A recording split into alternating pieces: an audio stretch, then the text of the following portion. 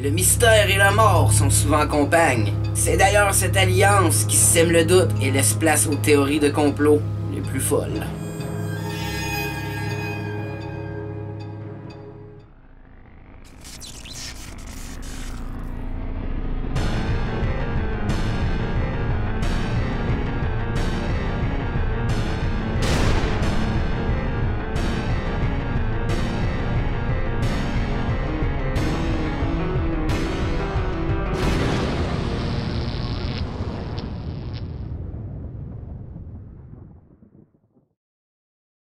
Eldon Hawke était un musicien américain surnommé El Duce, qui était le leader du groupe The Mentors. The Mentors est un groupe de heavy metal américain originaire de Seattle, Washington. Le groupe se forme en mai 1976 et joue souvent avec des cagoules de bourreaux et des accessoires sadomasochistes. Les paroles de leurs chansons sont extrêmement dégradantes envers les femmes et sont misogynes et aussi sexistes. Mais la controverse avec El Duce ne s'arrête pas là. Dans un documentaire nommé Kurt and Courtney, réalisé par Nick Broomfield, El Duce prétend, lors d'une entrevue, s'être fait offert 50 000 $ par Courtney Love pour éliminer son mari, Kurt Cobain. El Duce, croyant tomber dans un piège, décida donc de refuser l'offre. Un geste que le musicien affirme regretter après avoir vu l'annonce de la mort de Kurt. Dans cette même entrevue, El Duce révèle malencontreusement le nom du présumé tueur de Kurt, Alan Wrench. Une semaine plus tard, El Duce sera retrouvé mort dans son automobile. I know who whacked it, but I told Alan, my friend, who I'll let the FBI catch him. L'après-midi du 19 avril 1997, El Duce rentre à la maison vers 5 h de l'après-midi avec un homme inconnu. Ensemble, les deux hommes consomment drogue et alcool avant de sortir en acheter davantage. Ils ne reviendront jamais. Jamais personne n'entendra parler de cet homme à nouveau. Vers 9 h du soir, la voiture du musicien est heurtée par un train, tuant El Duce sur le coup. Plus tard, un ami d'El Duce déclare que les circonstances entourant la mort du musicien sont très étranges. Il était facile d'approcher celui-ci en offrant de lui payer de la drogue et de l'alcool.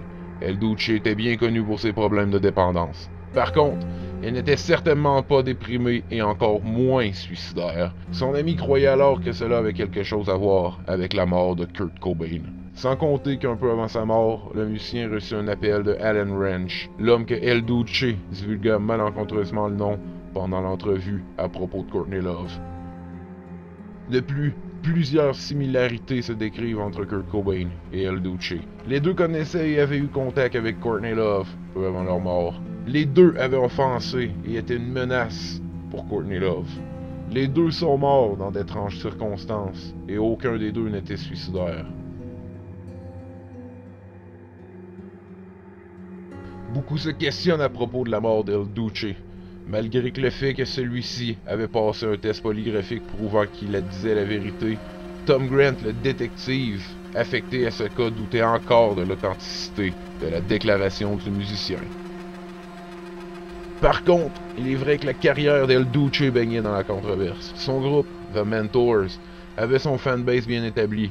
Mais le groupe, qui avait tout fait pour se faire détester, comme aller dans un bon nombre de talk shows en proclamant violer des femmes et consommer des alcools et des drogues, comptait probablement plus d'ennemis que de fans.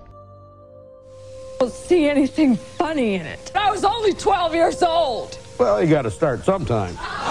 That's I'd not love great, to be then, if raped it's by women. Consent. I'd love to have 11 women tie me up and rape me right now.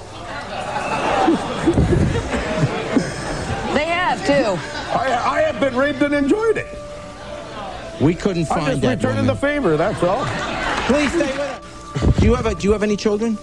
Well, I got a bastard kid out there somewhere. Oh, that's nice.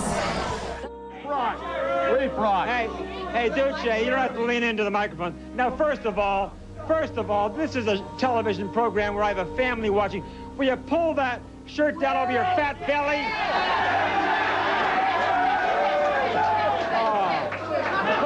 What is your band all about? I mean, what is the Mentors all about? Well, I'll tell you, son. We're heterosexuals. We want to create more heterosexual music for the rest of the world. We're tired of sissy groups like Motley Crue and all this sissy stuff. We want rape rock. Peu d'informations est disponible sur la mort d'El Duce. Un verdict officiel n'ayant jamais été communiqué, le cas fut classé comme un accident. Parfois, la vie de certains nous semble être dénuée de tout sens. Et souvent, la haine que l'on entretient envers d'autres nous aveugle tellement qu'il est difficile pour nous de voir le positif que ces mêmes personnes peuvent apporter.